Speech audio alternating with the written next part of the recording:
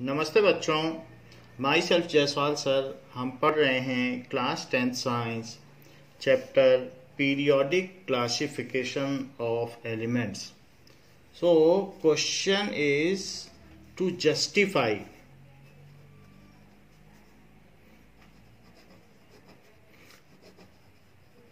periodicity of occurrence of property, why the properties are repeated every after second element, then every after eighth element, then every after eighth element, then every after 18th and 18th element, and then every after 32 elements. So why this is the periodicity? So justify periodicity of occurrence, that is जो periodicity है वो अकर करती है periodicity of occurrence of properties. So in modern periodic table,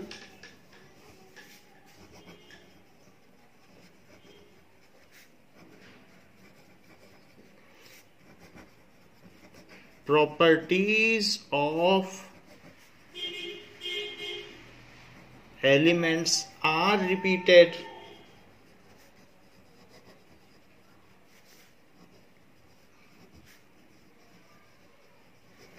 every after second, then eighth, then 18th,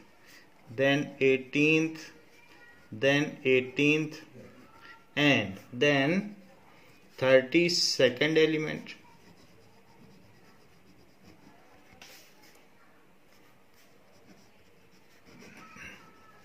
As per Bohr and Bury principle,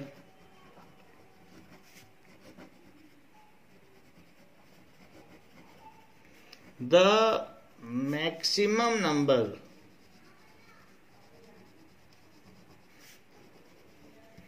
of electrons that can be occupied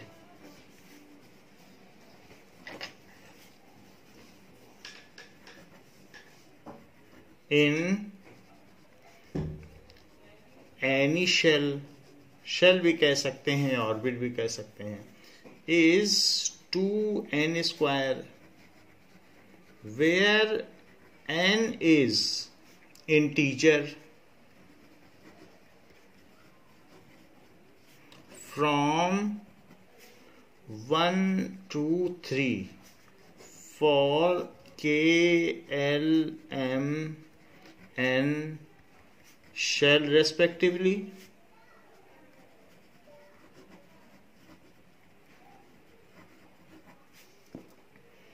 Now shell K, L, M, N, O ऐसे चलती चली जाती है, K, L, M, N, O, P फिर ऐसे चलती चली जाती है. Cell, then shell number, this is principal quantum number भी कहते हैं M को. So cell number, that is N, is 1, 2, 3, 4, 5. Now maximum number of उसकी कैपेसिटी क्या है इलेक्ट्रॉन की? Maximum capacity, that is 2n square. It is equals to 2 into 1 square, 2 into 2 square, 2 into 3 square, 2 into 4 square, 2 into 5 square. That is 2, 8, 18, 32, 50 and so on. ऐसे चलता चला जाएगा. However, when first shell is completed, first shell जब completely fill हो जाती है, then similar outer configuration reappear, so the properties are repeated. जैसे कि अगर हम देखें तो फर्स्ट सेल जब कंप्लीट हुई, hydrogen, helium, so hydrogen and helium, that is 1 2, then lithium, so 2 1, so when first shell, पहली shell n is equals to 1 के लिए कंप्लीट हो गई है, तो उसमें 2 की ऑक्यूपेंसी थी, वो फुल हो गई है, तो फिर से आउटर कॉन्फ़िगरेशन रिपीट हो गया है, तो n इज इक्वल्स टू 2 के फिल होने की बारी शुरू हो गई। सो ली बे बकनॉफ नीना मगालसी पीएस कलर के का, ली बे बकनॉफ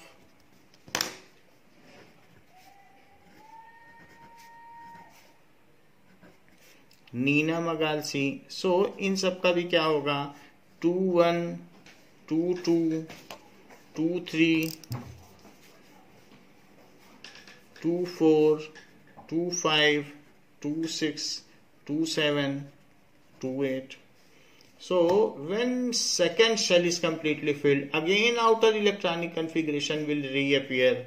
So Li Na, that is n is equals to 3 के लिए, so 2 8 1, again similar outer configuration. So every after second element properties are repeated, every after eighth element. So Nina Mug Alsi PS color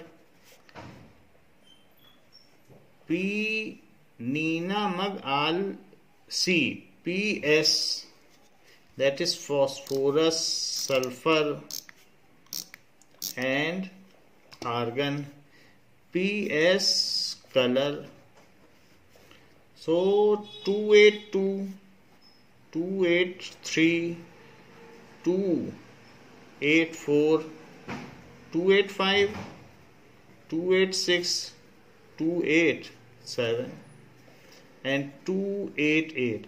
आप कहेंगे फिर 18 क्यों नहीं भर गए, तो सबसे पहले तो वो अपना ऑक्टेट पूरा करने की कोशिश करेगा, जब ऑक्टेट पूरा हो जाएगा तब तो 18 करेगा, सीधा वो 18 पे बाउंस नहीं कर सकता है, क्योंकि 18 पूरा करने के लिए उतने एक एक करके प्रोटॉन बढ़ता है।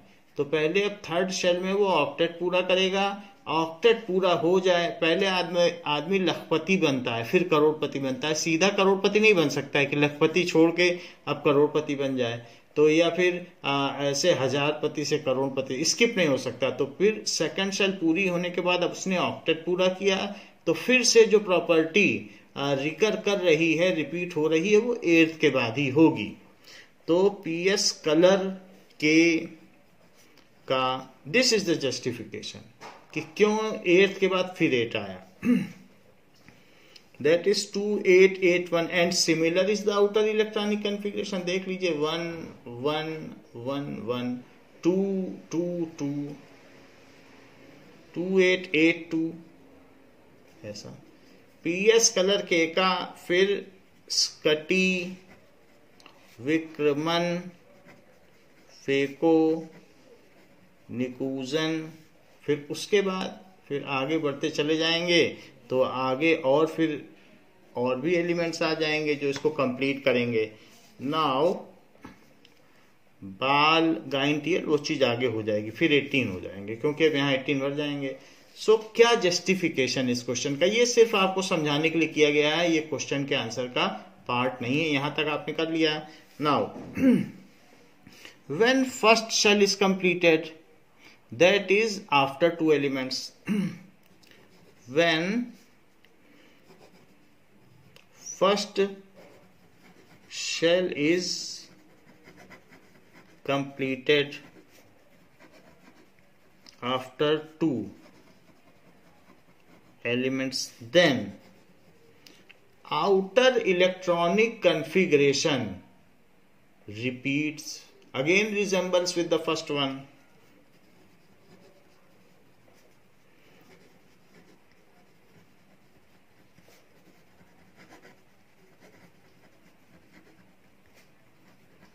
is repeated, so the properties are again repeated. When second shell get complete, that is after 8 elements, 8 electron fill होंगे तो एक एक एलिमेंट बढ़ता चला जाएगा. So when 8 protons one by one enter in nucleus, then तो उसके बाद क्या होगा, एक एक एलिमेंट बढ़ता चला जाएगा.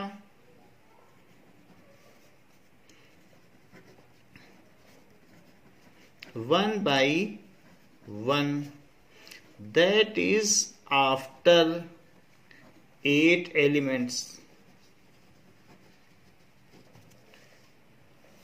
Outer configuration again repeats.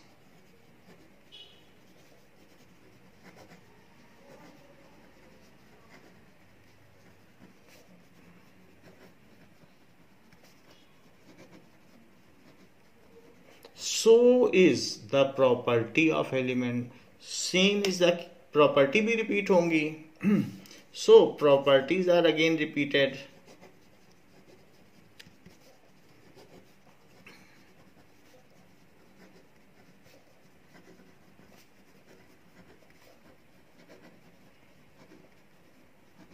Then there is a trial to complete octet in third shell.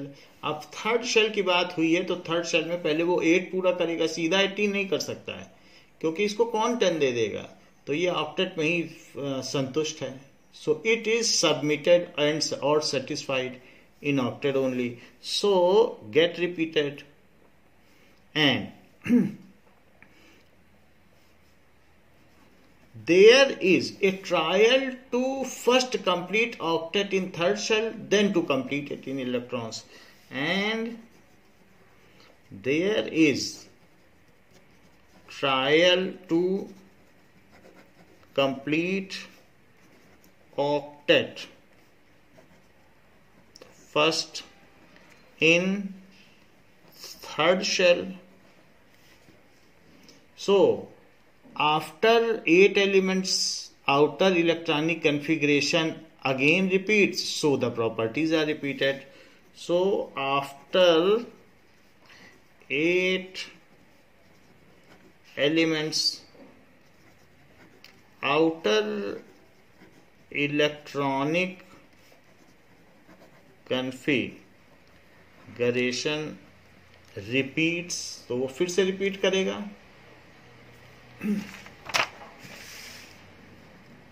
So the properties are repeated.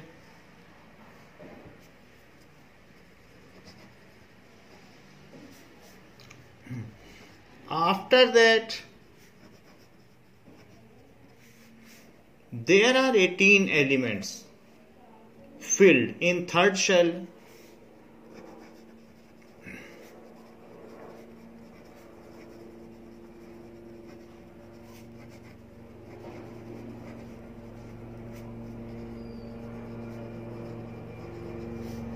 And so on.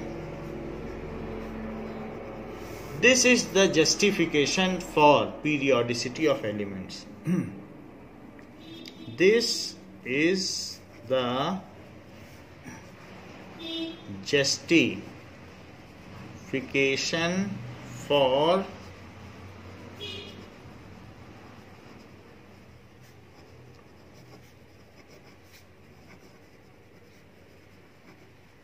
Now. इसमें भी कई ऐसी चीजें हैं जो आप 11th में पढ़ेंगे, तो आपके माइंड में ये बात भी आएगी कि 8 के बाद सीधा वो 18 पूरा करे, एक साथ ही क्यों नहीं 18 आ रहे हैं एलिमेंट्स. ऐसा कुछ क्रम हो कि सब 18 आ जाएं, तो 8 के बाद वो 1 देने लगता है. 8 के बाद सीधा ये नहीं होता है कि 9 कर ले फिर 10 कर ले और ले लेके, ऐसा नहीं होता है. 8 के बाद फिर से देने लगेगा कि हम 8 आई एम सेटिस्फाइड, तो इसलिए फिर से उसकी एक्सट्रीम एंड पे प्रॉपर्टीज आ जाती है. फिर जब सफिशिएंट इलेक्ट्रॉन उसके पास कलेक्ट हो जाते हैं तब वो 18 के बारे में सोचता है, इसीलिए 2 बार 8 आ रहा है। थर्ड में 8 के बाद ये नहीं होगा कि 9 रख ले और फिर उसके बाद 9 लेने की कोशिश करे, वो देने लगता है, और 1 देने लगेगा तो फिर से मोनोपॉजिटिव कैटायन हो जाएगा और इस तरीके से फिर से वो मेटल बन जाएगा। तो ये फिर सोडियम में ऐसी बात होती है 281, फिर उसके बाद पोटेशियम में 2881, तो इसलिए फिर से वैसा हो जाता है, इसलिए 18 की बात नहीं होती है। तो वही चीज यहां पर जस्टिफाई की गई है। Now trends in modern periodic table.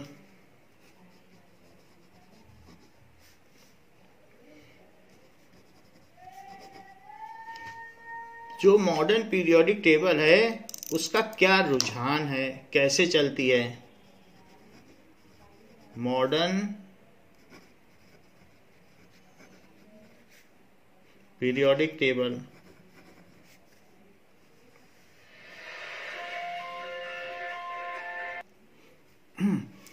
There is a gradual change in properties of element in a group from top to bottom, group तो ऊपर से नीचे चलता है, and in a period from left to right, उनमें gradual change है, धीरे धीरे चेंज होता है। जैसे मेटल से शुरू होकर उधर नॉन मेटल पड़ता है, ऐसे ऊपर से लेस मेटेलिक से नीचे मोर मेटेलिक हो जाता है, तो ग्रेजुअल चेंज है।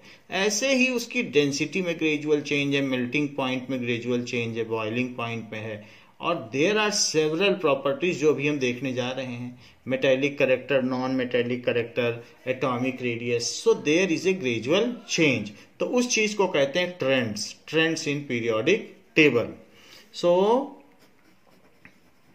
There is a gradual change in physical and chemical properties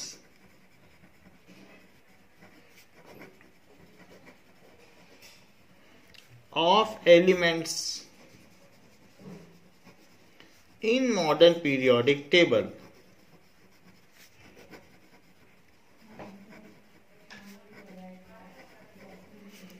within a group, किसी भी ग्रुप में आप ले लें, first group, second group, from top to bottom,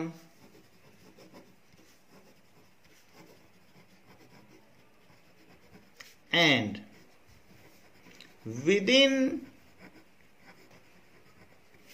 a period from, period तो ऐसे चलता है, तो from left to right,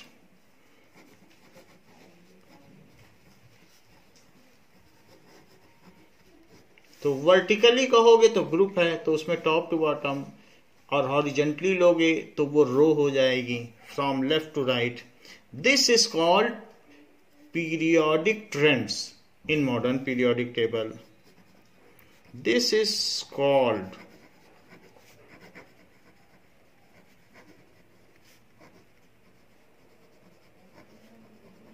in modern periodic table.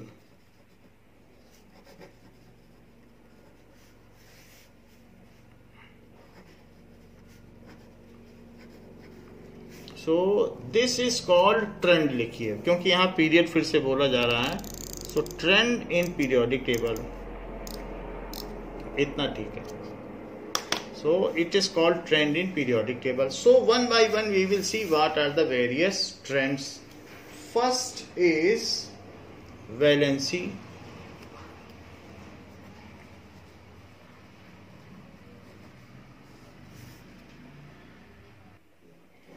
Number of electron transferred, that is given or taken, donated or accepted, electron transferred or shared। तो जैसे carbon, silicon, ये सब sharing करते हैं, जो मेटल हैं वो डोनेट करते हैं, नॉन मेटल एक्सेप्ट करते हैं, तो इस तरीके से जिसकी 4 की वैलेंसी वहां शेयरिंग हो जाती है। So number of electron transferred shared during formation of chemical bond, जब भी So number of electron transferred shared during formation of chemical bond is known as valency. इसको वैलेंसी कहेंगे. सो वैलेंसी ऑफ एलिमेंट भी कह सकते हैं, एटम भी कह सकते हैं. Now so what is the trend of valency? Valency का क्या ट्रेंड है? Valence electron, what is valence electron, what is core electron? तो ये सारी चीजें जानने वाली हैं. What is valence electron? The number of electrons in outermost occupied shell is called valence electron. वैसे ऑक्युपाइड शेल के बाद अनऑक्युपाइड शेल होती हैं. किसी भी एटम के चारों तरफ इनफाइनाइट नंबर ऑफ शेल्स होती हैं, जिसमें से 2, 3, 4, 5, 6 एंड मैक्सिमम अप टू 7 तक ऑक्युपाइड होती हैं, बिकॉज 7 तक के पीरियड होते हैं. तो लेकिन ऐसा नहीं है कि इन 7 तक ही शेल होती हैं. Shells are up to infinity for any atom. So the number of electron present in outermost occupied shell, the number of electron outermost occupied shell of any atom, किसी भी एटम में, is called valency of that atom. उस atom की और atom से मिलके element बनता है, सो एलिमेंट की. However, it is always to be kept in mind that neutral atom is to be taken. ऐसा नहीं होगा कि आप Na अगर आप लेते हैं, सो Na के पास नंबर ऑफ इलेक्ट्रॉन्स कितने हैं? नंबर ऑफ इलेक्ट्रॉन्स इसमें होंगे 11. और आप Na प्लस ले लें, सो नंबर ऑफ इलेक्ट्रॉन्स इसमें कितने होंगे? 10, क्योंकि 1 इलेक्ट्रॉन इसने दे दिया है. सो इसमें 2, 8, 1 इसका कॉन्फ़िगरेशन है और इसका 2, 8 है. तो आप ये नहीं कह सकते कि इसके वैलेंस इलेक्ट्रॉन 8 हैं, क्योंकि आपको हमेशा न्यूट्रल एटम लेना. ध्यान दीजिएगा. सो हमने यहाँ एटम लिखा है, आयन नहीं लिखा, इसीलिए. So do not take ions. Valence electron बदलते नहीं हैं. सो वैलेंस इलेक्ट्रॉन इसमें जो है वो 2, 8, 1 है. The outermost electrons are only exchanged during chemical bonding and the inner electrons are called core electron. तो ये जो इलेक्ट्रॉन है आउटर मोस्ट सेल का, वही वैलेंस इलेक्ट्रॉन है. उसने अपने हिस्से का वैलेंस इलेक्ट्रॉन दे दिया है, अब इसमें कोर इलेक्ट्रॉन बचे हैं. आप ये नहीं कह सकते कि Na प्लस में 8 वैलेंस इलेक्ट्रॉन है, ये गलत हो जाएगा. So always considered neutral atom. And the electrons which do not participate in chemical bonding are called core electron. जैसे किसी भी फैक्ट्री में कोर ग्रुप होता है, वो अंदर के फैसले लेता है और बाहर की एक्टिविटी में ज्यादा पार्टिसिपेट नहीं करता है. सो उसी तरीके से ये कोर इलेक्ट्रॉन्स हैं. What does it mean by core electron? The electron in any atom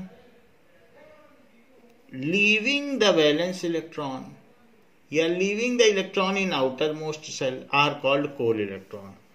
The total number of electron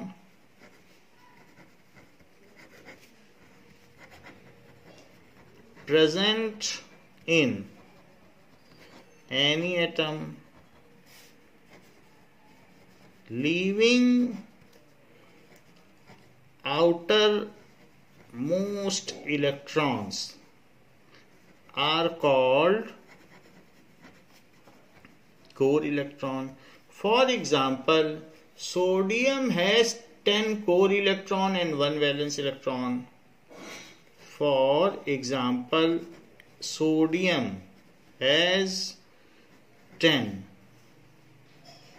core electron, अगर किसी के पास KLM ऑक्युपाइड शेल है, सो K एंड L शेल के इलेक्ट्रॉन्स कोर इलेक्ट्रॉन्स होंगे and KLM M shell के electron valence electron होंगे. So sodium has 10 core electron and 1 valence electron.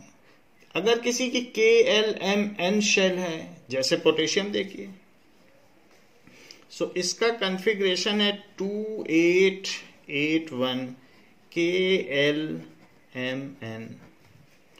So the electron in KLM shell are core electron. So this is 10 plus 8.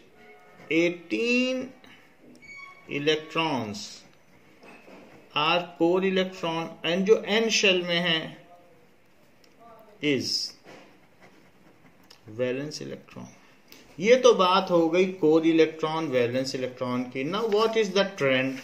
Valency का क्या trend है और valence इलेक्ट्रॉनों का क्या trend है?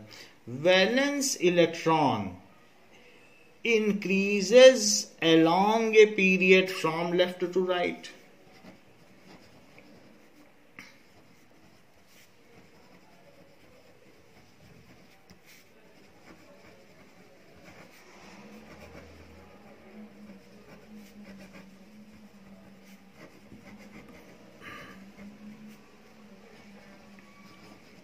तो कैसे इसको समझें? जैसे कि सेकेंड पीरियड लें. इन सेकेंड पीरियड, फर्स्ट पीरियड में भी 1 हाइड्रोजन का 1 और हीलियम का 2, सो बढ़ रहा है. 1 वैलेंस इलेक्ट्रॉन है 2. सेकेंड पीरियड लेते हैं, दैट इज लीबे बकनॉफ नीना. लीबे बकनॉफ नी.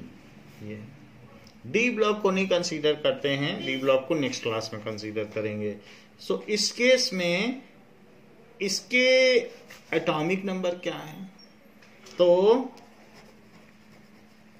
Atomic number 3, 4, 5, 6, 7, 8, 9, 10.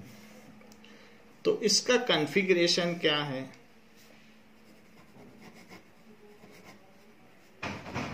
क्योंकि जितना एटॉमिक नंबर होगा वही इलेक्ट्रॉन होंगे, जितने प्रोटॉन उतने ही इलेक्ट्रॉन. एटम को तो न्यूट्रल होना है.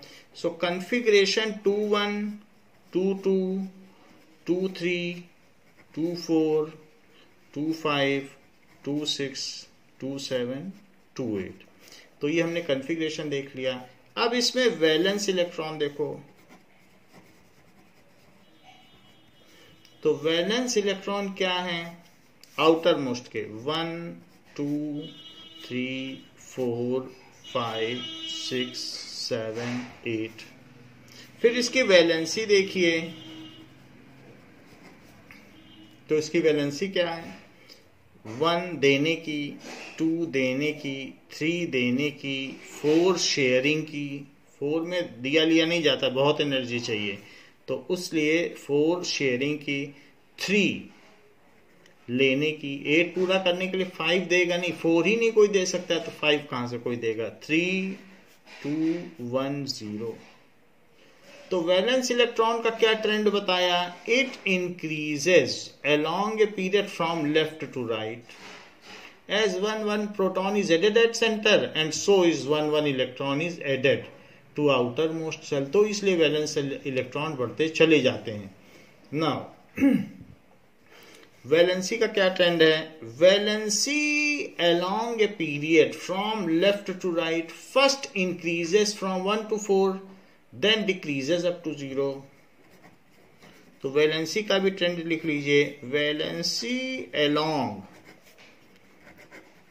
ए पीरियड फ्रॉम लेफ्ट से राइट जाते समय, फ्रॉम लेफ्ट टू right,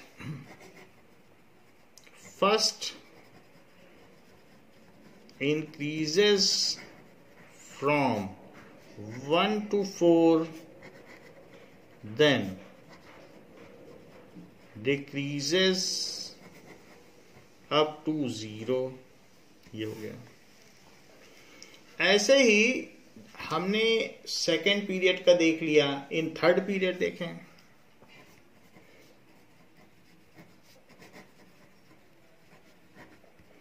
सो यहां तक हो गया। नी ना मग आलसी पीएस कलर के का। सो नी ना मग आल सी पी एस कल अर। तो इन सब में सबसे पहले इनका एटॉमिक नंबर 11, 12, 13, 14, 15, 16, 17 एंड आर्गन का 18। इनका कॉन्फ़िगरेशन क्या होगा? जो एटॉमिक नंबर है वही प्रोटॉन है और उतने ही इलेक्ट्रॉन होंगे।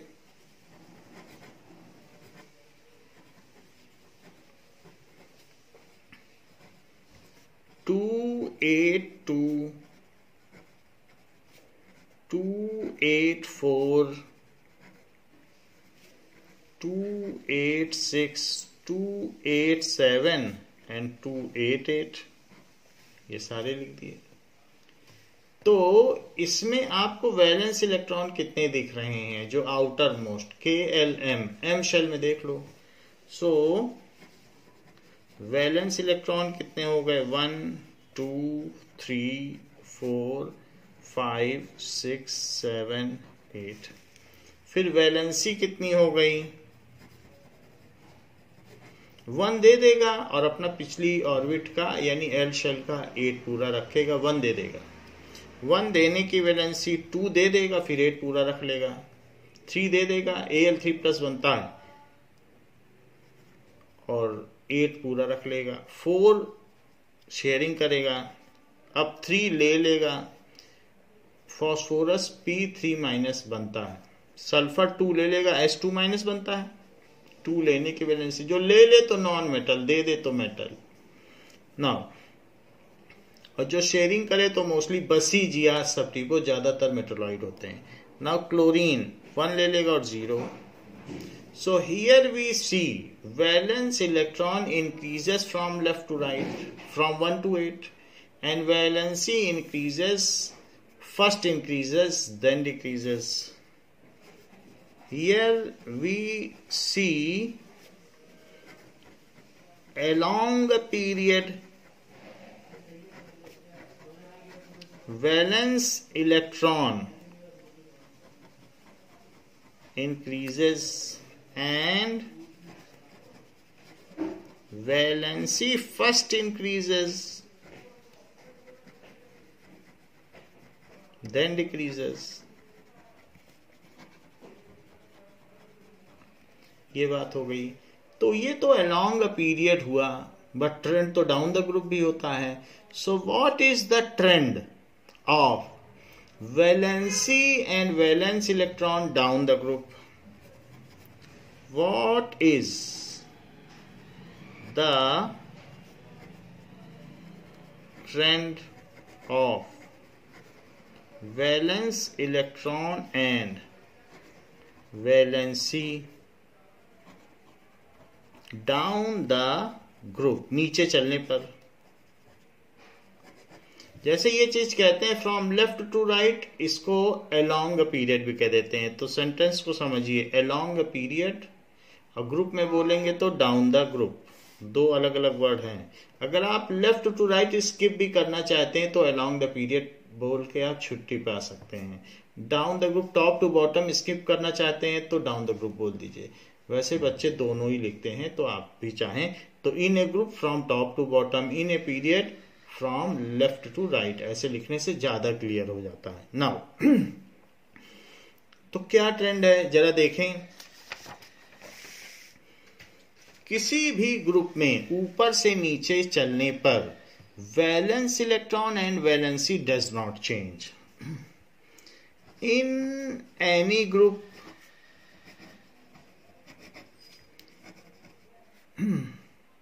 Moving down, on moving down, मान लीजिए किसी ग्रुप में आप नीचे चल रहे हैं तो क्या होगा? On moving down.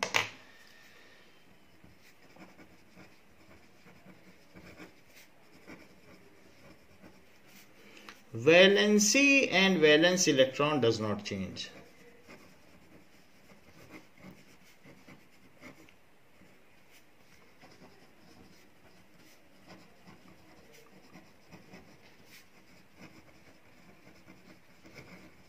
इनमें कोई परिवर्तन नहीं होता।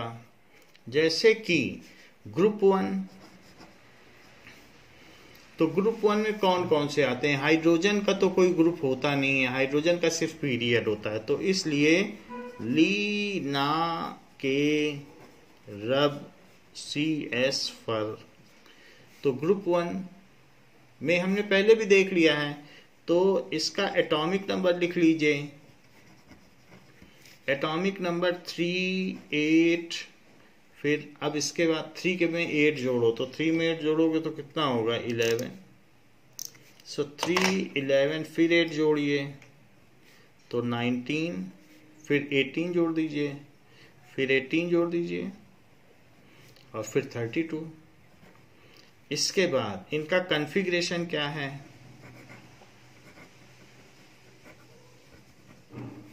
सो 2, 1, 2, 8, 1, 2, 8, 8, 1, 2, 8, 18, 8, 1, 2, 8, 18, 18, 8, 1, 2, 8, 18, 32, 18, 8, 1। जैसे जैसे ऐड किए गए हैं, यहाँ से यहाँ तक आने पे कितना ऐड किया गया है? यहाँ से यहाँ तक आने में 8 + 8 + 18, तो वैसे वैसे यहाँ बढ़ भी रहे हैं। 18 के बाद 8 बना के वो चुप हो जाएगा, अपना पूरा कर लेगा। तो इसमें वैलेंस इलेक्ट्रॉन कितने हैं सभी में? 1, 1, 1, 1, 1 और 1।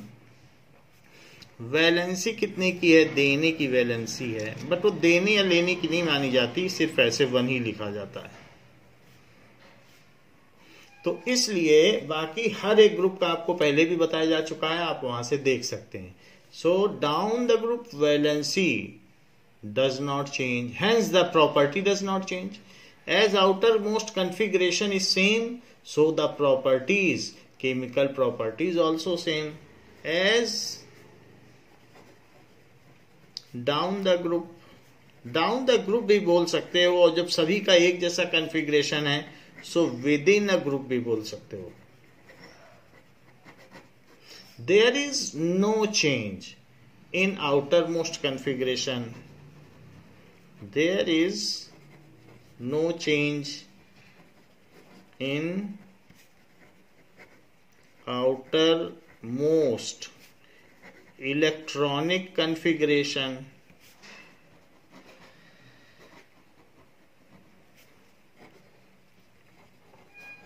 So there is they have similar chemical properties within a group. So elements within a group have similar chemical properties. और 1 इलेक्ट्रॉन देना बहुत आसान है। 1 इलेक्ट्रॉन देने के लिए आप समझिए कि 200-300 किलो जूल एनर्जी में ही काम हो जाता है, तो बड़े आसानी से दे देते हैं। इसीलिए इतनी हीट निकलती है, क्योंकि फिर एक कैटायन एनायन बन जाएंगे, फिर जब वो पास आएंगे तो इलेक्ट्रोस्टैटिक फोर्स ऑफ अट्रैक्शन की वजह से, जैसे Na+ और Cl- आए, इसने जिसको दिया फिर वो इनके पास आएगा, क्योंकि ये कैटायन बन गया वो एनायन।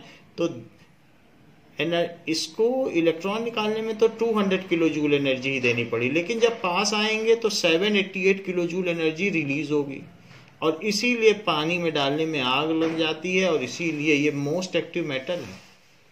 और नीचे चलने पे आप कहेंगे फ्रांशियम विगरस क्यों है, इतना एक्सप्लोड क्यों करता है?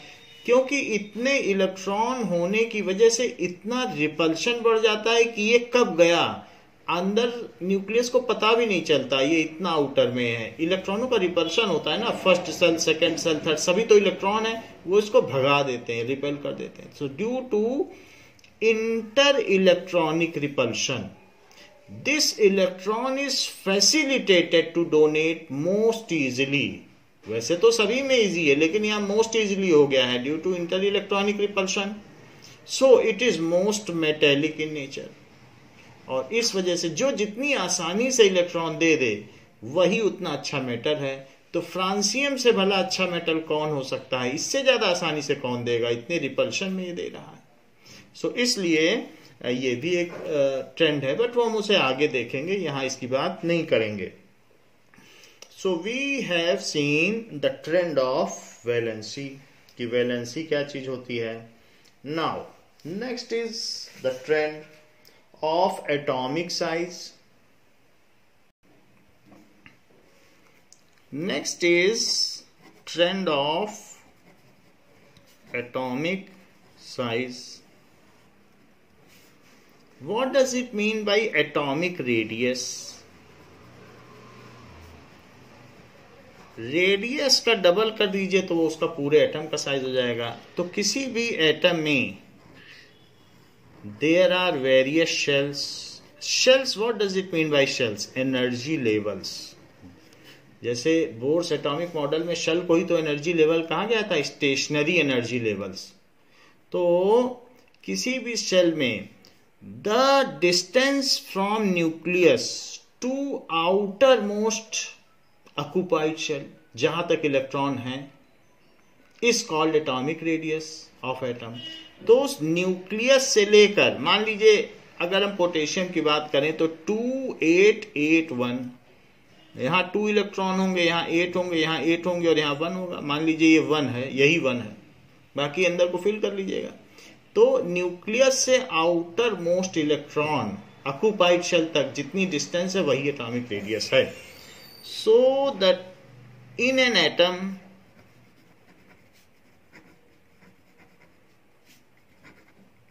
डिस्टेंस बिटवीन न्यूक्लियस तो इतना छोटा होता है कि देखा भी नहीं जा सकता, तो न्यूक्लियस को पॉइंट साइज ही माना जा सकता है। So it occupies 0.001% of the total volume। तो ये बहुत ही छोटा होता है, इसलिए इवन 10 to the power -15 इसका साइज होता है, यानी 1,00,000 गुना छोटा होता है। आप ये समझ लें कि जैसे किसी शहर में कॉस्को की बॉल पड़ी हो और पूरे शहर के चारों ओर इलेक्ट्रॉन चक्कर लगा रहे हो, तो कॉस्को की बॉल न्यूक्लियस है और जो सिटी है उसका आउटर मोस्ट सेल उतना बड़ा एटम होगा। So nucleus is so tiny that to search a Cosco ball in a city, तो इट इज सो टाइनी। तो उससे वहां तक की जो डिस्टेंस है in an atom, distance between nucleus and outermost occupied shell, तो इस डिस्टेंस को हम एटॉमिक रेडियस कहेंगे, is called atomic radius.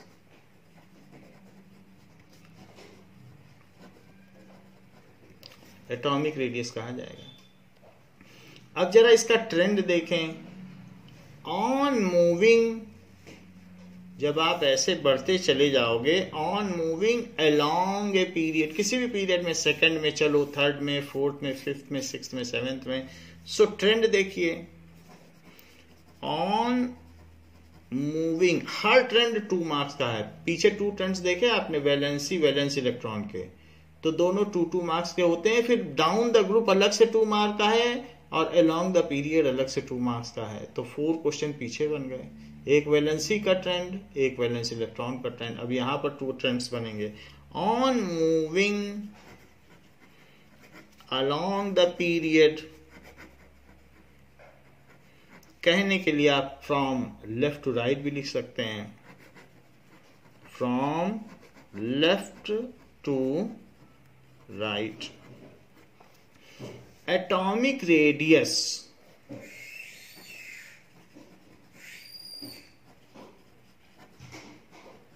Decreases, ये देखिए, जैसे लेफ्ट से राइट आप चलेंगे तो क्या होगा, किसी भी एटम में आप सबसे पहले कौन कौन से एटम है सेकेंड पीरियड की बात करते हैं. मूविंग अलोंग ये पीरियड की बात करनी है. So let us take second period. So in second period, तो सेकेंड पीरियड में क्या होगा? सेकेंड पीरियड में लीबे बकनॉफ नी है. So that is equals to 1 shell और एक और शेल है 2 शेल. ये मान लीजिए लिथियम है. लिथियम के सेंटर में 3 प्रोटॉन है. न्यूट्रॉन की बात नहीं कर रहे हैं, ओनली प्रोटॉन की बात कर रहे हैं. फिर 2 इलेक्ट्रॉन और 1 इलेक्ट्रॉन. फिर उसके बाद सेंटर में ली बे, तो 4 प्रोटॉन हो गए और एक और शेल हो गई. तो इसमें 2 इलेक्ट्रॉन्स और फिर 2, क्योंकि जब 4 प्रोटॉन होंगे तो 4 इलेक्ट्रॉन होंगे, न्यूट्रल तो होना है. फिर इसके बाद 5 प्रोटॉन हो गए सेंटर में. तो वो सेंटर में न्यूक्लियस है, उसे दिखा नहीं रहे, डॉट से भी दिखा सकते थे, बट मैं लिख दे रहा हूं आप प्रोटॉन. और फिर उसके बाद 5 है तो यहां 3 हो जाएंगे. फिर 6 प्रोटॉन, तो इनर में 2 और उसकी आउटर में 4. फिर इसके आगे 7 प्रोटॉन, फिर यहां 2 और जो इसकी आउटर शेल होगी इसमें 7 है तो 5 हो जाएंगे. 1 2 3 4 5. फिर इसके बाद ली बे बक नॉफ. तो इस तरीके से यहां 8 प्रोटॉन ऐसा ऑक्सीजन में होता है और फिर 2 इलेक्ट्रॉन इधर और 6 इसमें. फिर 9 प्रोटॉन हो जाएंगे, तो 2 इलेक्ट्रॉन इधर और इसके बाद 1 2 3 4 5 6 7 और उसके बाद 10 प्रोटॉन हो जाएंगे और फिर एक और शेल. तो इसमें दो इलेक्ट्रॉन और यहां 8 1 2 3 4 5 6 7 8. तो ली बे बक नॉफ नी. ऐसा हमने क्यों किया? एटॉमिक रेडियस छोटा क्यों कर दिया? On moving along the period from left to right atomic radius decreases. ये क्वेश्चन पूछा जाता है, वाई, क्यों घटता है, why it decreases. So on moving along the period, जब आप मूव करते हो तो क्या क्या चीजें होती हैं, इसका एक्सप्लेनेशन.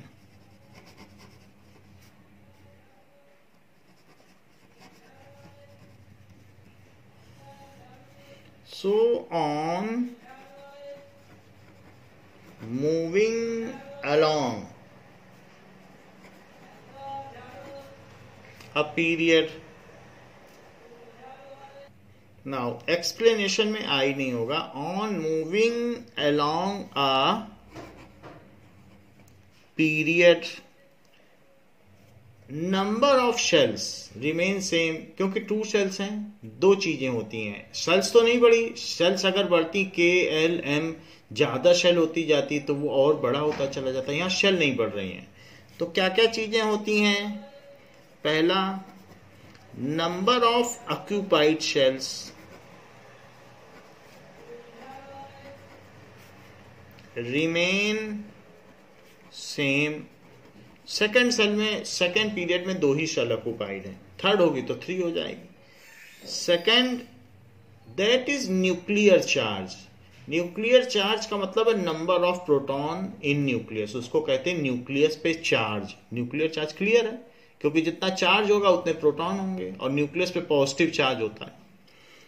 तो nuclear charge that is number of positive charge beard bye nucleus, और वो प्रोटॉन के इक्वल होगा।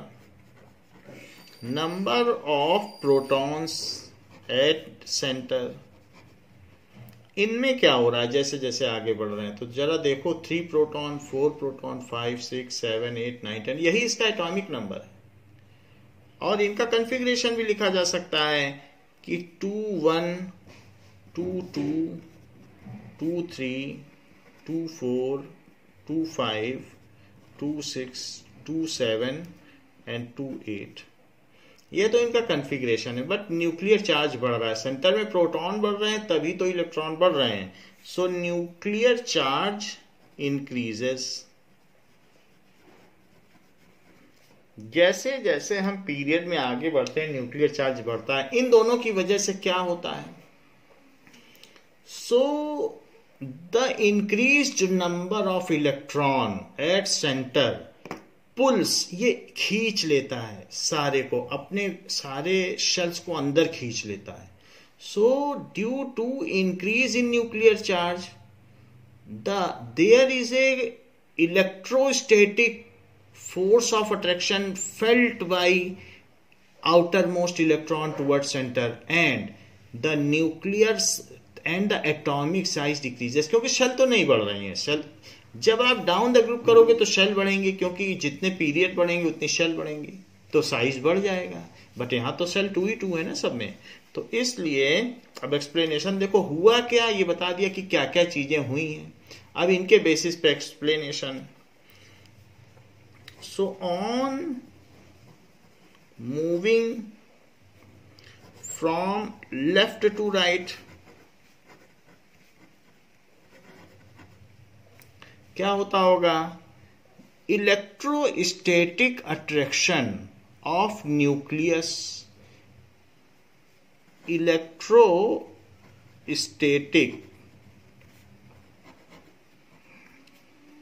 अट्रैक्शन ऑफ न्यूक्लियस टू, वैसे तो सभी इलेक्ट्रॉन पे बढ़ेगा, ऐसा नहीं है कि आउटर पे ही बढ़ेगा, सब पे बढ़ता है। To outermost electron increases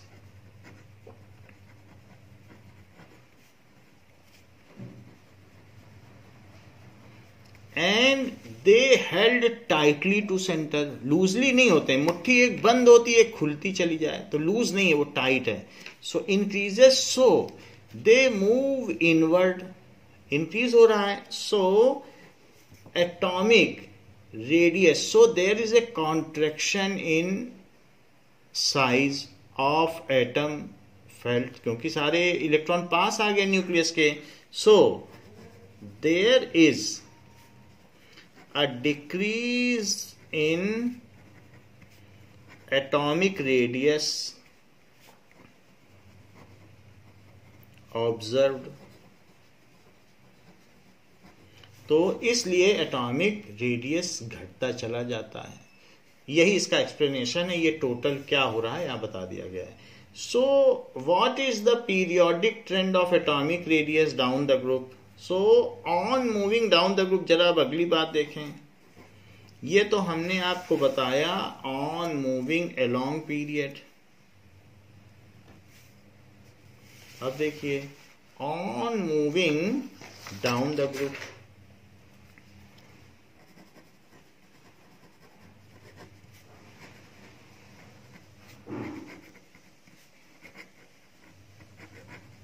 group में नीचे चल जाएंगे तो एटॉमिक रेडियस इंक्रीजेस,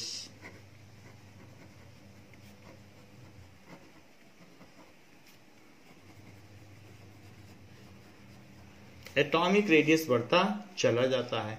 जैसे कि अगर हम सेंटर पे कितने हैं वो ना लिखें, सिर्फ ऐसे दिखाएं उसी को, तो ये लिथियम है। सो इसमें नंबर ऑफ प्रोटॉन्स कितने होते हैं और इसका कॉन्फ़िगरेशन 2 1 का है।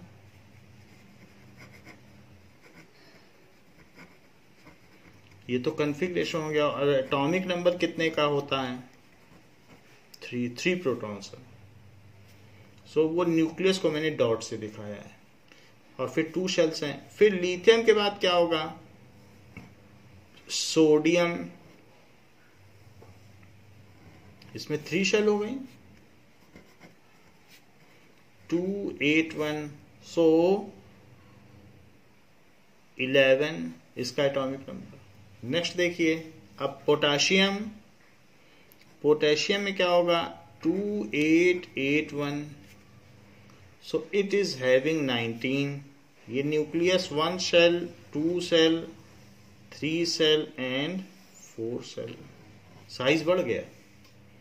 फिर ली ना के रब, 2 8 18 8 1, दैट इज 37। सो ये तो हुआ न्यूक्लियस 1 2 3 4 5।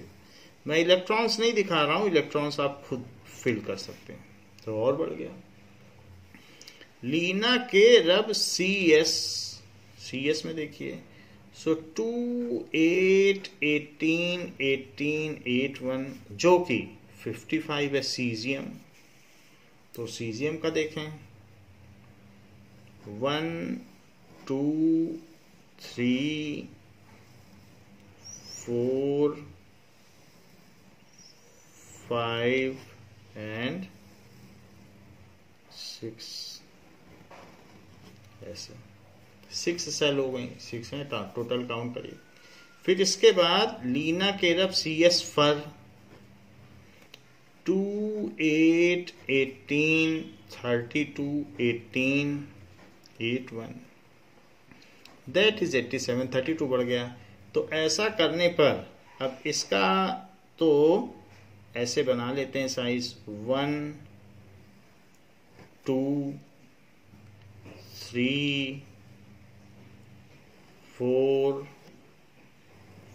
5 6 और 7, सबसे ज्यादा इसी का साइज होगा। तो ये पूरा कर लिया जाएगा। नाउ व्हाई इट हैपेंस, नीचे चलने पर एटॉमिक रेडियस बढ़ता क्यों जा रहा है। अलोंग द पीरियड में चलने पर डिक्रीज हो रहा था, नीचे चलने पर इंक्रीज हो रहा है। व्हाई इट हैपेंस, सो इसका explanation,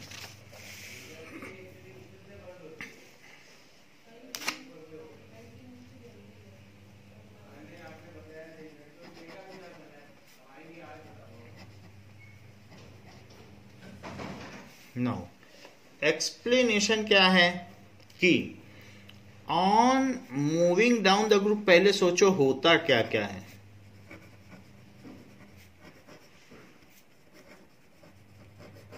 on moving down the group, पहला nuclear charge increases, second number of occupied cells increases,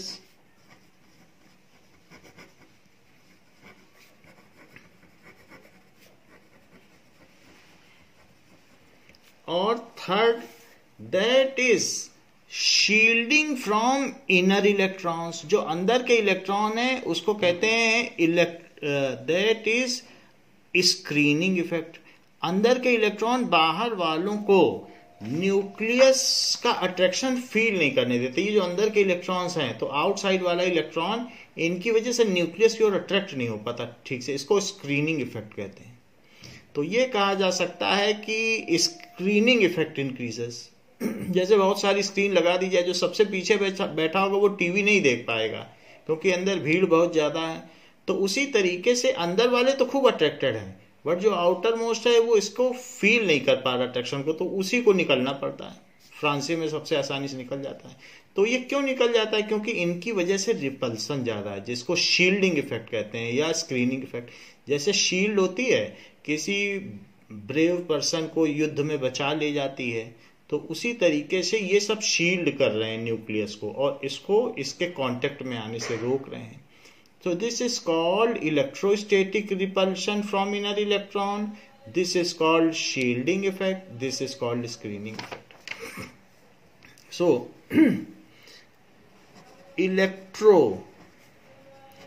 static repulsion of inner shell electrons या core electrons on outermost electron of core electrons on valence electron. इस चीज को कहते हैं shielding effect. That is shield करते हैं, वो ढाल बनकर उसकी रक्षा करते हैं. So this is called shielding या स्क्रीनिंग इफेक्ट. जैसे हम लोग यूवी से प्रोटेक्शन के लिए चश्मा लगा लेते हैं, सो it is called screening effect भी लिखा जाएगा. डेफिनेशन पूछी जाती है. सो ऐसा होता है कि रिपल्सन बढ़ गया, शेल बढ़ गए और न्यूक्लियर चार्ज बढ़ गया. तो आप कहेंगे कि न्यूक्लियर चार्ज बढ़ने से तो इसका साइज छोटा हो जाना चाहिए. क्यों? क्योंकि आप देख रहे हैं न्यूक्लियर चार्ज सेंटर पे प्रोटॉन बढ़ता ही चला जा रहा है, 3, 11, 19, 37. तो आप कहेंगे फिर तो साइज छोटा होना चाहिए. एक फैक्टर ऐसा है जो साइज को छोटा करना चाहता है, सेंटर में प्रोटॉन बढ़ रहे हैं तो साइज छोटा होना चाहिए. लेकिन दो ऐसे फैक्टर हैं जो साइज बड़ा करना चाहते हैं. क्यों? क्योंकि शेल बढ़ेंगी तो साइज बढ़ेगा, फिर स्क्रीनिंग इफेक्ट भी बढ़ेगा, इलेक्ट्रॉनों के बीच में रिपल्शन भी बढ़ेगा. तो इन दोनों के बीच में जो सबल इंटरप्ले है, रस्सा कसी का खेल है, इसमें ये दोनों फैक्टर आउटवे कर देते हैं इसको, यानी ये डोमिनेट कर जाते हैं इस सिंगल फैक्टर पर. ये छोटा करना चाहता है, ये दोनों साइज को बढ़ाना चाहते हैं, तो इन्हीं की जीत होती है.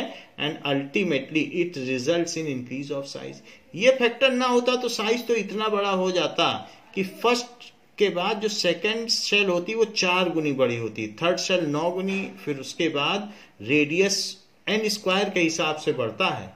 लेकिन चूंकि एटॉमिक रेडियस बढ़ रहा था तो कंट्रोल्ड वे में अब इंक्रीज हो रहा है. सो इसलिए क्या कहा जा सकता है, A factor. So A factor tries to contract the atom, decrease the size, क्योंकि वो पुल करता है इलेक्ट्रॉनों को. contract atom, while B and C factors combinedly tries to expand atom. वो साइज को बढ़ाना चाहते हैं. So B and C factor dominates over A factor. दोनों अपना अपना काम कर रहे हैं. Now B and C factors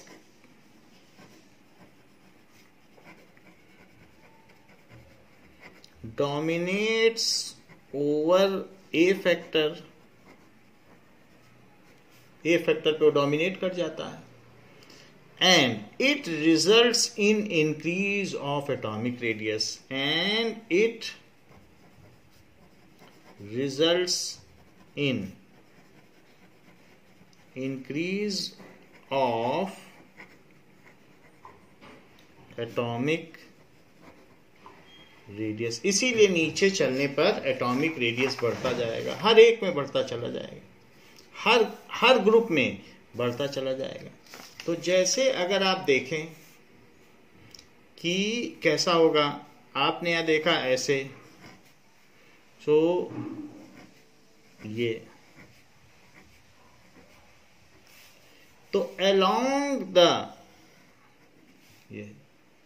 it is a long period.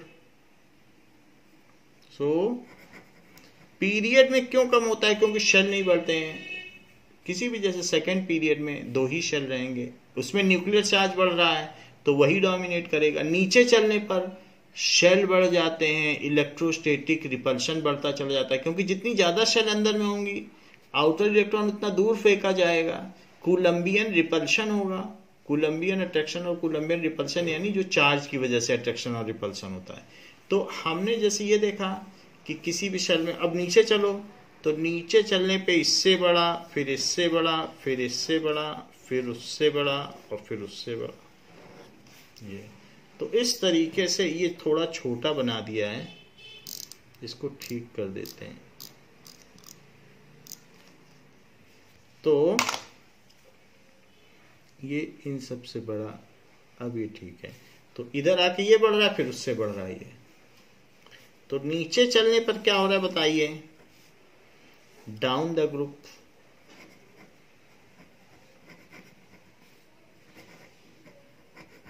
Down the group atomic radius increases, और along the period atomic radius decreases। तो increase की तरफ हमेशा एरो दिखाया जाता है। तो along period, जब हम along period मूव करते हैं तो क्या हो रहा है, ये एरो इधर दिखाओ, जिधर इंक्रीज होगा एरो हमेशा उधर दिखाना है। तो along period बढ़ने पे जिधर इंक्रीज है, एटॉमिक रेडियस का ट्रेंड दिखा रहे हैं, तो यहाँ लिखो कि एटॉमिक रेडियस, यानी एटॉमिक रेडियस राइट से लेफ्ट बढ़ता है और टॉप टू बॉटम बढ़ता है। तो एरो इंक्रीजिंग की दिशा में दिखाते हैं। तो अगर कोई आपसे पूछे कि कैसे बढ़ता है, तो ऐसे रेडियस इधर से इधर बढ़ रहा है, देख लो। लीबे बकनॉफ में सबसे छोटा एफ है, फिर नीना है, नियॉन है। ये लिथियम से भी बड़ा फ्रांसियम, फ्रांसियम तो सबसे बड़ा। तो इस तरीके से ये एटॉमिक रेडियस का पीरियड में ट्रेंड है, और ये एटॉमिक रेडियस का ग्रुप में ट्रेंड है। तो इधर इधर बढ़ता जाएगा, फिर नीचे नीचे बढ़ता जाएगा, इधर से इधर वाले ज्यादा बड़े, और फिर उसमें भी नीचे। तो सबसे बड़ा ये, और ये सबसे छोटा ये, यानी एटॉमिक रेडियस इधर से इधर की ओर बढ़ रहा है। सिंपली भी कह सकते हो यहां से यहां बढ़ रहा है, ये सबसे छोटा और ये सबसे बड़ा, इस तरीके से। क्योंकि अगर हम आगे के भी इसमें ग्रुप बनाएंगे, तो आप आगे के ग्रुप देखोगे तो इससे बड़ा ये बनाना है। तो इसका हम लोग एक देखते हैं फिगर कि किस तरीके से ट्रेंड है। Now here we can see this is the periodic table for atomic radius. So on moving down the group में अगर आप देखेंगे तो और ऊपर देख लें तो सबसे ऊपर तो हाइड्रोजन है, वो बहुत छोटा होगा। So hydrogen is very small. ये देखिए, ये दिखता भी नहीं, 37 पिकोमीटर रेडियस का है। और बाकी का ट्रेंड आप देखें तो बाकी का ट्रेंड क्या है? Here on moving down the group, the radius increases. On moving from left to right along a period, तो किसी भी पीरियड में बढ़ने पर, तो पीरियड में जाएंगे तो ये छोटा होगा। क्यों छोटा होगा? क्योंकि न्यूक्लियर चार्ज बढ़ रहा है, सेंटर में प्रोटॉन बढ़ रहे हैं, और नीचे चलने पर शेल्स भी बढ़ रहे हैं, इलेक्ट्रोस्टैटिक रिपल्सन, स्क्रीनिंग इफेक्ट बढ़ रहा है, तो इसलिए बढ़ रहा है। हर एक में बढ़ रहा है, किसी में भी नीचे जाओगे बढ़ता जा रहा। और इसीलिए जब रेडियस बढ़ेगा, इलेक्ट्रोस्टैटिक रिपल्सन बढ़ेगा, तो उसमें आउटर मोस्ट इलेक्ट्रॉन आसानी से बाहर फेंक दिया जाएगा, तो यानी मेटेलिक करेक्टर बढ़ेगा। क्योंकि now it facilitates for easier removal of electron. जब इतना रिपल्शन होगा और इलेक्ट्रॉन देने की जो एक्सटेंट है या टेंडेंसी है, वही तो मेटेलिक करेक्टर है। तो इसलिए नीचे चलने पर मेटेलिक करेक्टर बढ़ता है, because easier the electrons can be donated, more is the repulsion, easier the electron can be donated, तो down the group metallic character बढ़ता है। अब किसी में देख लीजिए, सोडियम से चले क्लोरीन तक, तो क्लोरीन के पास, क्लोरीन ग्रीन कलर का होता है, क्लोरीन के सेंटर में 17 प्रोटॉन है और 287। तो इसमें मुश्किल से कोई मजाल है कोई एक इलेक्ट्रॉन निकाल ले, कोई निकाल नहीं सकता है, क्योंकि सेंटर में 17 प्रोटॉन है। सोडियम के पास तो सोडियम है, तो सोडियम के पास तो 11 है। सोडियम ग्रे कलर का होता है, तो यहाँ ब्लू दिखाया गया है, बट सोडियम में 11 प्रोटॉन और इसमें 17। तो जब हम लेफ्ट से राइट चलते हैं, then it becomes difficult to remove electron, so non metallic character increases. यानी जो इलेक्ट्रॉन न दे पाए, यही तो नॉन मेटेलिक करेक्टर है। In contrast it receives electron to complete its octet. यहां इसमें 287 किलो जूल एनर्जी लगती है, जबकि यहाँ पर 600 किलो जूल एनर्जी लगती है सिंगल इलेक्ट्रॉन को बाहर निकालने में। तो आप समझ सकते हैं यहाँ से कोई निकाल ही नहीं सकता। इन कंट्रास्ट इट रिसीव्स इलेक्ट्रॉन। तो इसी ग्रुप में और इसी पीरियड्स में हम देख सकते हैं कि जब इधर से इधर जाएंगे then removal of electron becomes tougher and tougher due to increase in atomic that is nuclear charge, and on moving down removal of electron becomes easier and easier due to electrostatic repulsion, क्योंकि उनके बीच में जो repulsion है, प्रतिकर्षण बल है, तो उसकी वजह से इनमें आसानी से बाहरी इलेक्ट्रॉन को निकाला जा सकता है। तो नीचे चलने पे मेटेलिक करैक्टर बढ़ता है। जहां तक रही बात रेडियस की, तो यहाँ वाला सबसे छोटा, यहाँ वाला सबसे बड़ा। तो इस तरीके से टेबल में रेडियस दिखाया जा सकता है। ऐसे एक एरो ऐसे भी बनाया, वैसे तो एक एरो इधर बनाया और एक एरो नीचे बनाया। तो ये एरो बताता है कि इंक्रीज, और इधर का एरो ये इंक्रीज, तो ये इंक्रीज, ये इंक्रीज। हाउएवर एक सिंगल एरो भी बनाया जा सकता है। यहां से यहाँ दिल्ली से गए कलकत्ता, कलकत्ता से गए मद्रास, तो दिल्ली से मद्रास ही तो गए, तो इसलिए एक एरो ऐसे बना सकते हो कि द रेडियस का ट्रेंड इस तरीके से है। फिर हम लोग देख लें डी ब्लॉक के बारे में, बीच वाला। इनमें ज्यादा डिफरेंस नहीं है रेडियस का। डी ब्लॉक जरा फिर से देखें, सब एक जैसे हैं, ओनली 15% का डिफरेंस है, सब एक जैसे हैं। इसलिए इनसे एलॉय बनाए जा सकते हैं। इनको मिक्स करके हम एलॉय बनाए। इन्हीं सबको देखो 3 से लेकर 12 तक। So that's why this is the reason कि alloy can be form from this. तो इस क्लास के लिए बच्चों इतना ही। नेक्स्ट क्लास में हम लोग मेटेलिक करैक्टर के बारे में देखेंगे कि what is the trend in metallic character and what is the nature of oxide, कि बेसिक ऑक्साइड किधर है, एसिडिक ऑक्साइड कैसे। वैसे देखने से तो पता चलता है कि इधर वाले बेसिक, फिर बीच में जिंक है, एल्यूमिनियम, वो एम्फोटेरिक, इधर चल गए तो न्यूट्रल, फिर उधर एसिडिक। जैसे कार्बन मोनोऑक्साइड, तो कार्बन यहीं पर है। तो अगर आप कार्बन देखना चाहें तो ये एल्यूमिनियम, सिलिकॉन, सिलिकॉन के ऊपर क्या है, कार्बन है। तो जैसे जैसे हम इसमें मूव करेंगे, बेसिक ऑक्साइड, फिर बेसिक के बाद क्या होगा, बेसिक ऑक्साइड के बाद एम्फोटेरिक, फिर न्यूट्रल, फिर एसिडिक। तो बेसिक से एसिडिक की ओर ऑक्साइड्स का करैक्टर बढ़ता है। और नीचे चलने पर मेटल बढ़ रहा है। जो जितना मेटेलिक है वही तो उतना बेसिक है।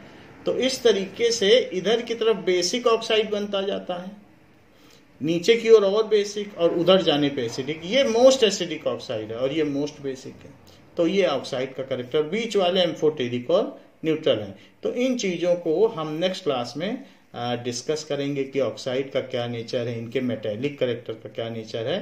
सो यही सारे एक्सप्लेनेशन लिए जाएंगे। तो इस क्लास के लिए बच्चों इतना ही। Thank you.